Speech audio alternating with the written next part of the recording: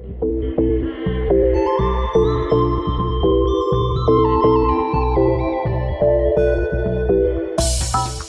fam, Imara here.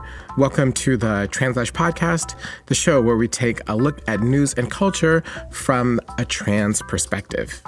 Today we're going to delve into a topic that's unfortunately been in the news way too much.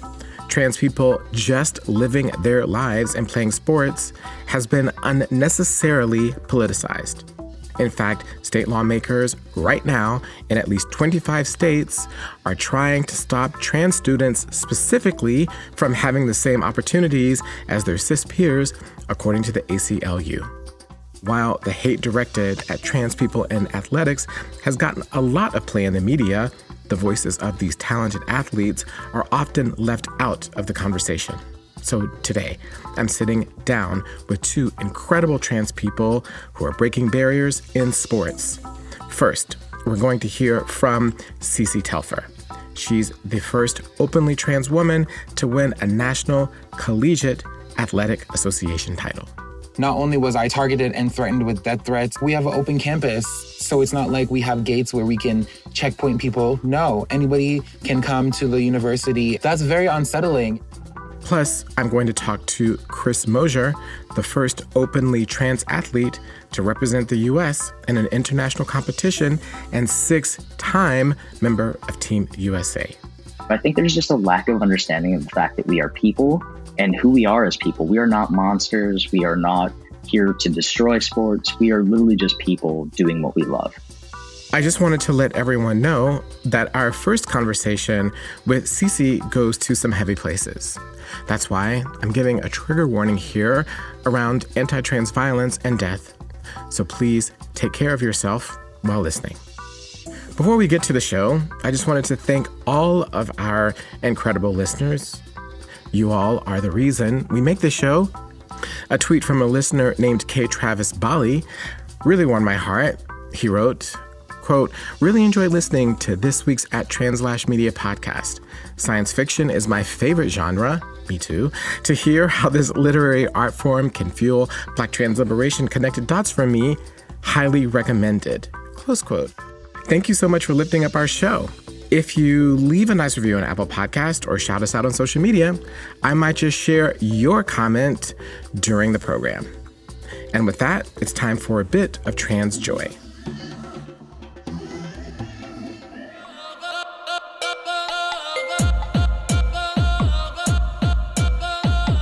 One thing lifting my spirits this week is people in our communities who are creating new spaces for us to thrive. Luca Page is one such person. They're a personal trainer who started a gym in Oakland, California, centering trans, queer, Black, brown, disabled, big-bodied, and fat-identified people called RadicallyFit. Luca opened up to share why they're so passionate about what they do and why it's important.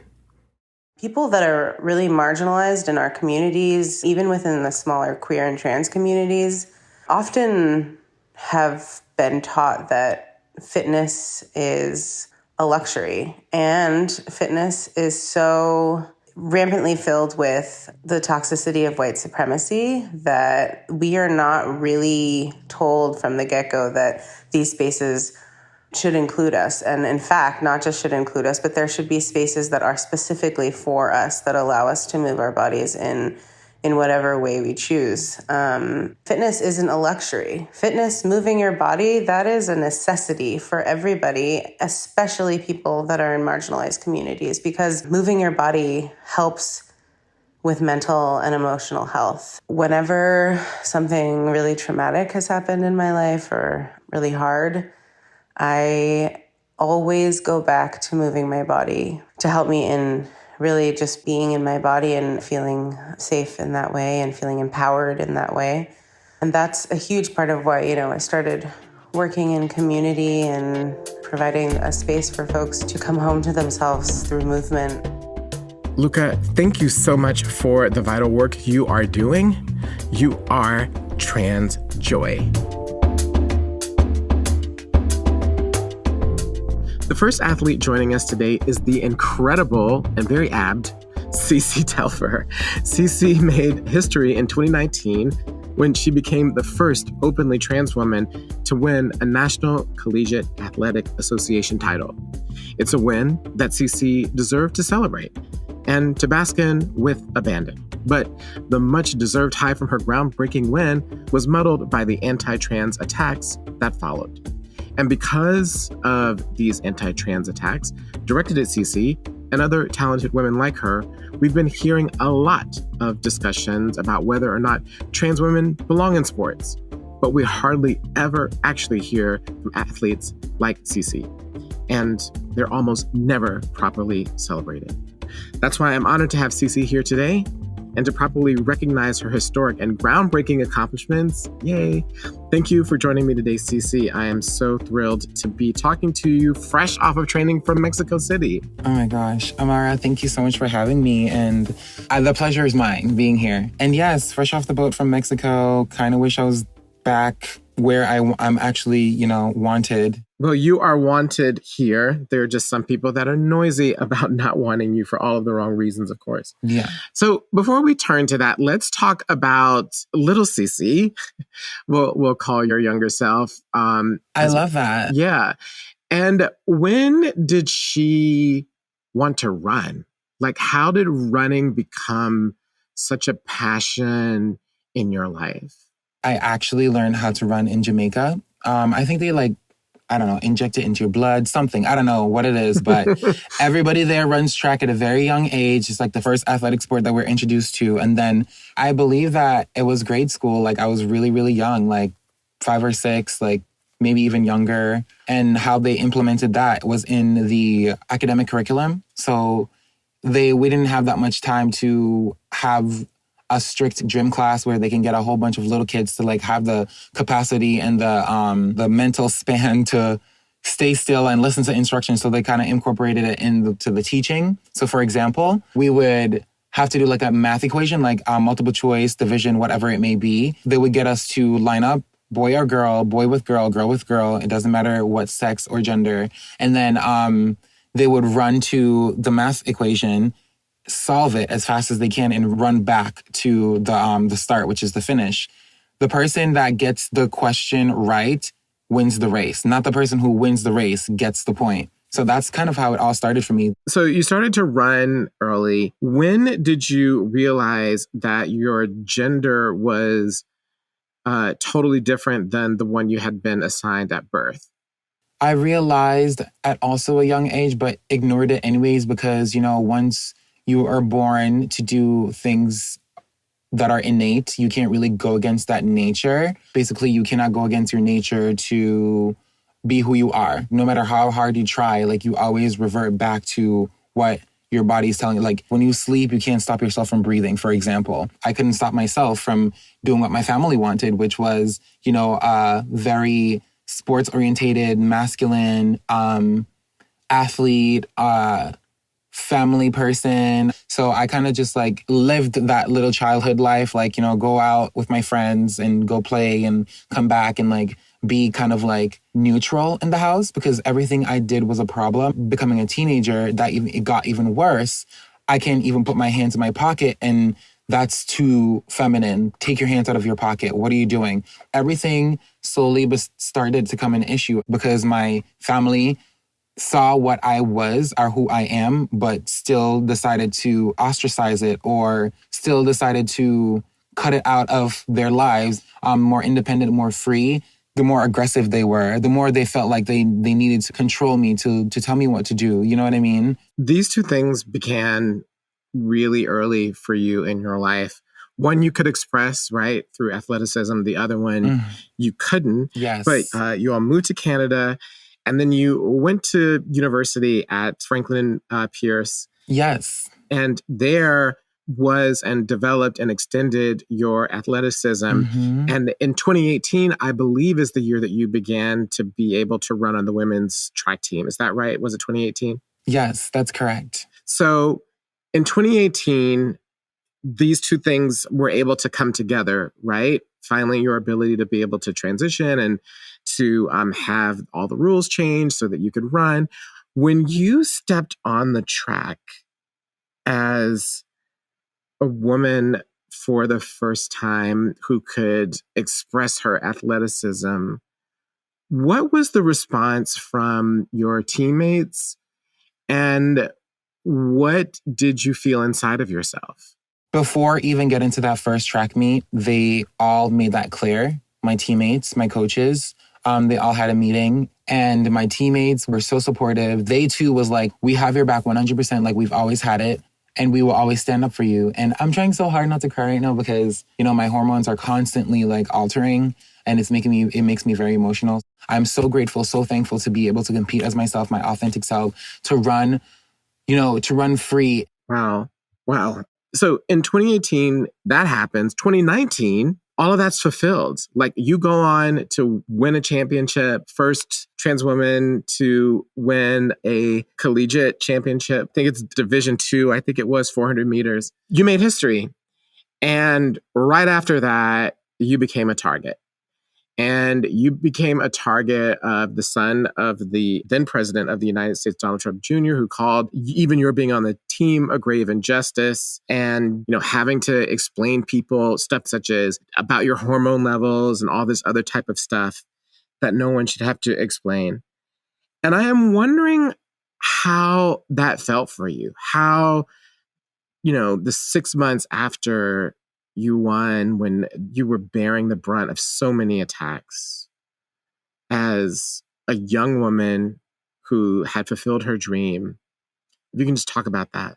After everything happened, the university and myself and the team, we were all expecting backlashes. There's no way something like that was going to happen without any backlash. So it was to be expected. However, to come from the president's son is just utterly like immature and like stuck in their misogynistic mindset. Like, it just shows where that the apple doesn't really fall too far from the tree. It was kind of devastating because I felt not only that he outed me, but like I felt violated because he doesn't know what I've been through and what I had to go through. He has a whole family supporting him since birth. I had to put a face on to protect myself, to make sure that my family or somebody else doesn't kill me growing up because of who I was. And I felt so violated because he really put my business out there on a higher scale. So like, for instance, like relationship goals for me are pretty much canceled because if I'm meeting a guy and he decides to Google me, then everything is out. He would never see me as a female first. Not that anybody does anyways. They always run to my transness before they see that I'm a woman. And before I told myself that that's okay, like, but it's not okay. I'm a woman first, and people should see that I'm a woman first. And I feel like he having the followers that he does made things kind of worse. Not only was I targeted and threatened with death threats, we have an open campus. So it's not like we have gates where we can checkpoint people. No, anybody can come to the university. That's very unsettling. And I could say that I was a very naive girl. I was always smiling, always positive. I was just willing and hoping that the world is just as good as I am. But no, you have to be able to protect yourself because this is a country where, you know, the gun laws are very low and like trans women like myself are not protected. I'm so incredibly sorry that you had to endure that. That is unfair. For him, it was a cheap shot, but for you, it's your life. Right. And he moved on from it, but you can't. Exactly. And that's deeply unfair and hurtful. And so as a human being, I just want to express that. I'm wondering if you can just talk about the way in which these attacks are highly racialized. Oh, absolutely. That the way that the president's son and the administration, because, you know, after he sent that tweet in 2020, they actually pressured your school to not allow trans women to compete in women's sports, and your school bowed to that pressure. Yeah. And additionally, one of the first major cases that went to court about trans girls participating in sports is that of Andrea and Terry in Connecticut, who are two Black trans women also competing on the track team. And they were sued by two white young women on their team. Other Connecticut girls, right. And so this debate is actually highly racialized. Very. And it's focused on Black trans women. And so can you just unpack what the impact of that is and what insights you have about the fact that this is as much about taking away our legitimacy as people, as Black people, and then taking away our legitimacy as women because we're stereotyped. Absolutely. I will be glad to speak on that. And thank you so much for vocalizing that and recognizing that racial discrimination and hate plays a huge role in this situation, because not only that it's the Black female trans lives that are mostly targeted. To me, it seems like the only lives that are targeted, especially when it comes to gender in sports. And also, let's not forget that Black people in general competing in athletics was unfair to the world because of their quote unquote reasons were bone mass, height. Yep. Who came up with these rules? White men. I know that you spoke to Chris Mosier today. He came to my school, and I was so glad that he brought up when he transitioned, the privilege that came to him being a white man. People are going out of their way to greet him, show him the utmost respect, all of that. When Black women are transitioning, they get a lot more hate. They get a lot more discrimination, a lot less respect, and all of that stuff. It's just sad, because that's why I said that I'm such a naive little girl, because I just expect the world to be just like me and wear their hearts on their shoulders, because we're all going through the same things. It would make so much sense for all of us to be on the same boat, supporting each other and making the movement stronger, But that's not the case. So, and that's why I feel like this journey that I'm on is more than beyond just myself and my journey. It's for everybody under the LGBTQ plus umbrella. Anybody who is willing to understand, anybody who is willing to hope for a better world. My quote that I've always lived by is be the change that you want to see in the world. And I'm heavily committed to that. And in order for me to change the world, it has to start with action.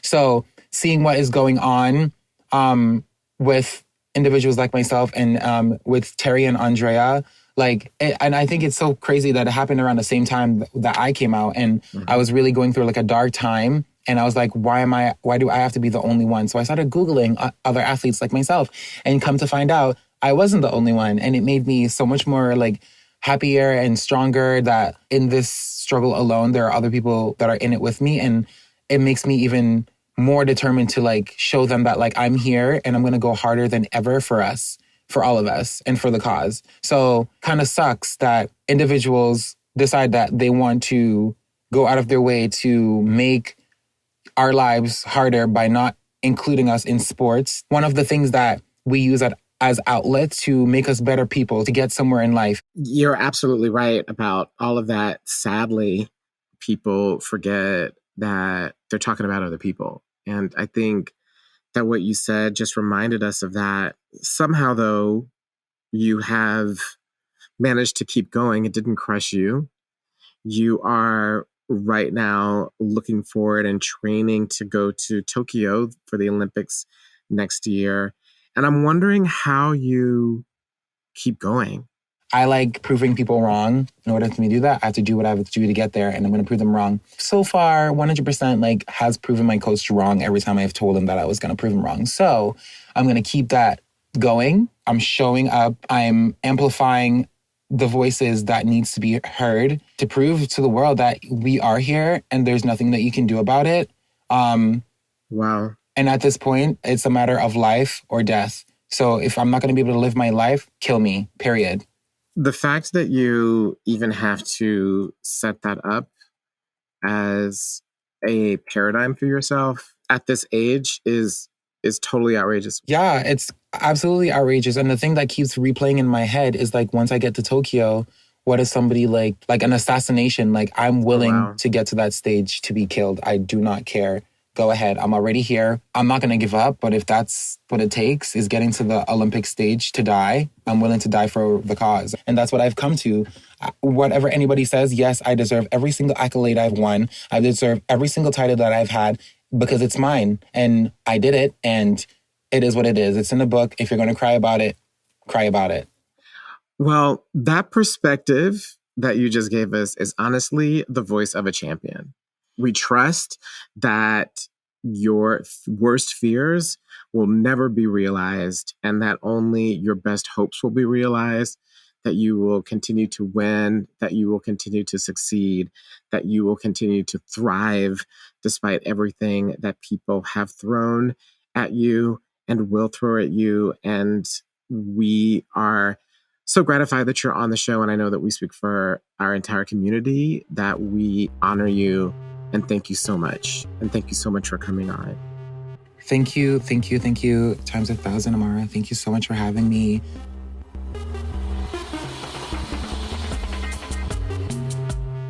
That was CeCé Telfer, the first openly trans woman to win a National Collegiate Athletic Association title.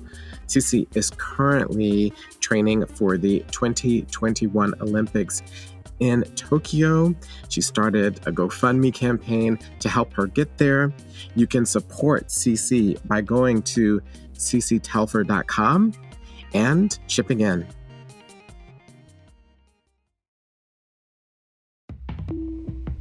And now on to our next conversation. I'm delighted to have the one and only Chris Mosier on the show.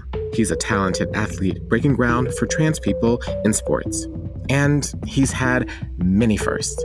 Chris is the first openly trans athlete to represent the U.S. in an international competition, the first trans athlete to qualify for the Olympic trials under the correct gender, the first openly trans athlete to be sponsored by Nike, and the first to be in the ESPN body issue. Chris is a passionate advocate for trans inclusion in sports. Chris, thank you so much for joining me today. Thank you for having me on. It's so timely and important to have this conversation right now. Thank you. I want to begin with you as a person and as an athlete.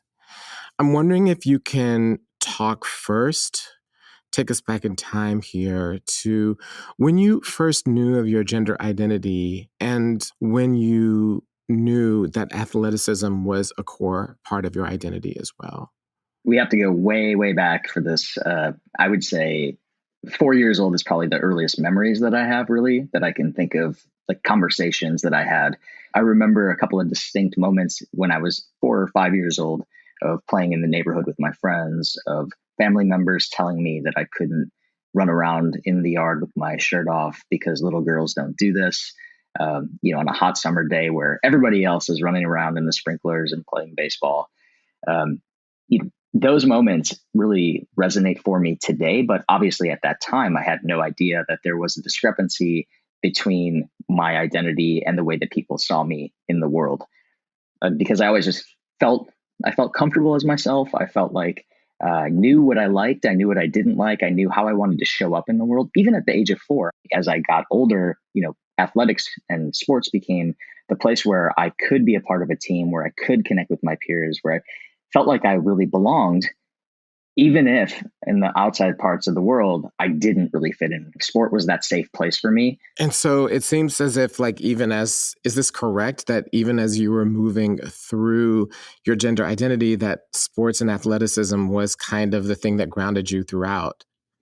It was, and then it became a real point of discrepancy for me. When coming into college, when I wanted to play sports, I then quickly realized, the first day of being on campus, that I did not want to be on a women's team. And I couldn't articulate that exact reasoning to anyone else. It just didn't make sense to people. But that was sort of the moment where sport became not only the place where I felt safe, but it also became this point where it really shined a light on some of the problems that I was having in understanding how I was feeling comfortable in the world and how other people were seeing me. So how did you go about resolving that conflict? Well, I stopped playing individual sports that were assigned to gender in school. I did all of the intramural co-ed things that any college offers: ultimate frisbee, badminton, volleyball, anything that I didn't have to be just on a women's team. And then when I got out of school, it really made me, first of all, have more time to put into thinking about my identity.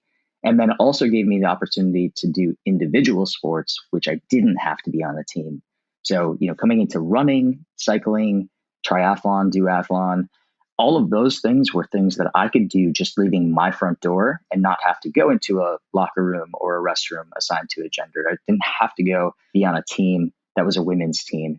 And so facing that really made me think, okay, if I'm so uncomfortable doing the thing that I love the most, then something has to change. What then changed for you? It came to a point where I really had to make a decision. Am I going to participate in sports and not fully show up as who I am, or am I going to give up sports completely? And so that was the point of having to make a decision. Do I tolerate this life that I've been living, or do I jump and see what else can happen? So when you step back from sports, what came up for you in this apparent conflict between your transness and your athleticism? Well, there was no time away. Running in a lot of ways is like therapy for me. And so, long rides, long runs, I could think about all of this stuff. I thought about how I would tell my parents, how I would come out to my family, how I could come out at work. And then I realized pretty quickly that I have to train super hard to continue to compete. The world just doesn't think that someone like me is going to be competitive in sports. No one was out there thinking that someone assigned female at birth was going to be competitive in the men's category. And so I felt extra pressure to prove myself and to see if it could be done. Right. So you wanted to compete again, ultimately settled on track and field, but there are a series of governing bodies at the local, state, national, and international level which decides on who can compete. Did you have to push for these spaces to open for you, or did they say, oh, this makes sense, we never thought about it like this before, welcome? Well, in myself, they were essential and they go together. But in the world, I think there was a real slow push, a gradual push, a constant push that happened as I decided to transition to make sure that I could open up those spaces for myself. And then pretty quickly after understanding that I could open up these spaces in sport for myself, I realized that I could do it for a lot of other people just by doing it for myself. So it was a constant push of going, contacting the races, contacting the race organizations, the leagues, the teams to say, hey, this is who I am. And how are you going to show up for me? What are your rules? What is your policy? And you don't have one? Let's make one, because I'm not willing to walk away from this. I felt like I was pulling some of these organizations along as we went, but I just refused to step away. I decided that they would have to push me away. I sent a lot of emails. I wanted that paper trail. I did not anticipate that it would be easy. And so I would message the person at the race organization that I thought was the right one to go to. Inevitably, that person would forward my information on to 5 of their colleagues and say, I don't know, but maybe one of these people know. Suddenly I found myself on email chains with 25, 30, 40 people. And it was draining. I mean, I think anytime that a trans person has to advocate for themselves, it can become exhausting, particularly with people who have no idea. And it wasn't that they were being offensive. It wasn't that they were trying to exclude me. It was just simply that this had never crossed their radar before, and they had no idea what to do with me. And so, there was this exhaustion on my side of really wanting to be a part of what I've loved for so long. So there were running organizations in New York City, USA Triathlon, the International Triathlon Federation. And then ultimately, when I made Team USA in 2015, I challenged the International Olympic Committee on their policy for trans athletes. I've been training this entire time. I've been trying to make Team USA, trying to make the International World Championships. But I think more than anything, I just felt a sense of relief when it was over. Okay, checked it off. Okay, good, got that done. Now get back to training. So after the bureaucratic warfare you went through, how did it feel to get the news that you could compete internationally, that you could represent the country on Team USA? I think there was relief, and then there was probably a little bit of frustration because none of my other competitors had to be thinking about this as they were training for world champs. But what is exciting about that is that, again, to shift my perspective, my hope is that no other athlete has to do that, has to feel those things because of that process, because of me being able to help create that change. And so, I want nothing more than for CeCé Telfer to have an incredible experience on her journey to the Olympics. And even though I haven't been to the Olympics yet, and it's probably not in my future as an athlete, I'm incredibly proud of being able to create that pathway for CeCé at the highest level of her sport. So I'm wondering if you can tell us how it felt to finally be able to compete as yourself for the first time. There are very few times in my life that I've been speechless. That might have actually been one of them. To be able to fully show up as myself at the starting line, I think it just was able to take all of the worries and frustrations and anxiety that I had about being misgendered, about being harassed, about people questioning whether or not I belonged where I was. And while some people may have been still looking at me going, what is he doing here? In my mind, all of that was alleviated, and I could put all of those thoughts and concerns, all of that energy into my training, into my racing. And so on race day, showing up fully as myself, being able to compete as a man, knowing that my results would be in the men's category, it was just euphoric. It was just joyful. This race, it was an Ironman race, my first one that I did as male. It's a 2.4-mile swim, 112-mile bike ride, and a 26.2-mile run. I'm just exhausted even hearing that. It is a long, yeah, so you got it. It's a long, hard race. And in the final hour of that race, I just kept thinking about how I signed up for this. And this is something that I'm doing for fun because I feel good doing it. The people who attack trans people in sports, what do you think they miss about us? What aren't they getting? I think it's the humanity of trans people in general. I was laughing this morning before I got on here with you, thinking about what happened during COVID that helped these folks sort of ramp their transphobia up to the next level, because we are seeing attacks against our community on multiple levels in sports, in healthcare, in identification, in birth certificate changes, across the board, categorically targets on our community. What happened? Well, I think that it's a recent study shows that 80% of Americans say that they don't think that they know anybody who's transgender. Actually, I think it's nearly 90%. Yes. Is it that high? So when you put it in that perspective, if all you read are the tweets from people who hate us, if all you read are the op-eds and the articles that unfairly cover us, you're not going to have a good perspective on who trans people are and who we are in sport. And there are so few of us competing at a level that gets national visibility. But those of us who do get visibility in a negative way, we are villainized. My experience as a white trans man has been incredibly different than CeCé's experience as a Black trans woman.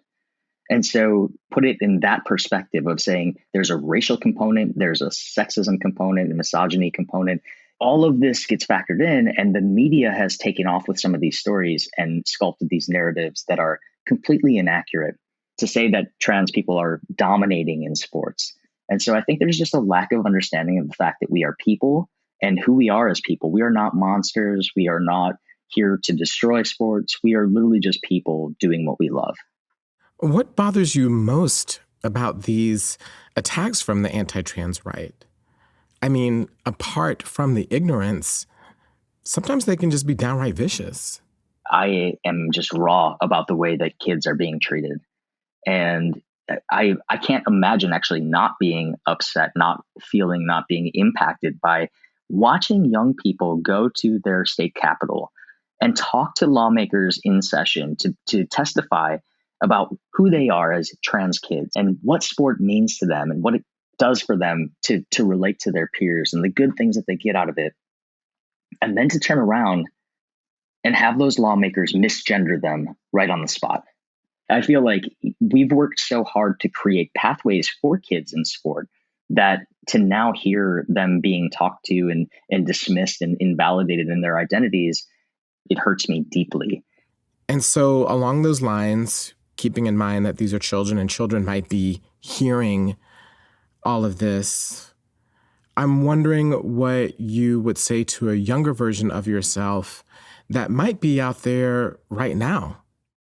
I mean, sadly, I say this to someone every day. And, there are a lot of kids out there who are feeling this. The first thing is that, kids know themselves. So yourself better than anybody else. And my entire existence in the media has been to prove the point that you can be your authentic self and continue to play the sports that you love. You don't have to give up any part of your identity in order to be in this world. And whether lawmakers want to make that a problem or a difference or not, that's on them. But there is a space for us in sports. You don't have to give up what you love. I had the opportunity to go to CeCé's school, and distinctly, I told CeCé, and I'm just so proud of her now, never limit your greatness to make other people feel more comfortable. And I think that's the best representation of anything that I could tell any young athlete is that idea right there. Never limit your greatness to make other people feel more comfortable. Well, Chris, we want to thank you for not limiting your greatness. I know I can speak for everyone listening when we say that sports and trans people and the wider world are so much better off as a result. And I personally want to honor you and thank you for everything that you do and for coming on today to talk about your experience. All right. Thank you so much. That was Chris Mosier, a talented and gifted trans athlete and 6-time member of Team USA. If you like what you heard, please go to Apple Podcast to rate and review us. You can listen to TransLash wherever you get your podcasts. Please check us out on the web at translash.org to sign up for our weekly newsletter. It's awesome. You should all be signed up for it. Follow us on Twitter and Instagram at TransLash Media. Like us on Facebook and tell your friends. The TransLash podcast is produced by TransLash Media. The TransLash team includes Oliver Ash Klein, Montana Thomas, and Yannick Ike Mirko. Our intern is Marana Munson-Burke. Alexander Charles Adams does the sound editing for our show. Our digital strategy is handled by Daniela Capistrano. The music you heard was composed by Ben Draki and also courtesy of ZZK Records.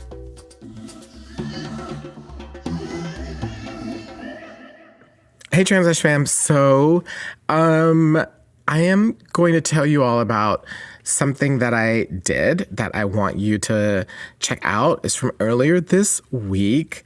On Monday, with Spotify, I collaborated on a playlist for International Women's Day. This is Women's History Month. And so I put together an entire show that I chose and DJ'd and gave kind of the commentary in between, an entire hour-long show that is focused on the songs that inspire me as a woman and as a Black trans woman trying to create space for herself in the world, and me drawing inspiration for other women who've done that through their voice and their creativity and how that lifts me up. So you should go check that out either on my social medias. It exists. It's at Imara Jones, kind of all my social media, or imarajones.com, which is my website where it also is. And take an hour and 20 minutes and come on a musical journey with me of other women who inspire and lift me and raise me up.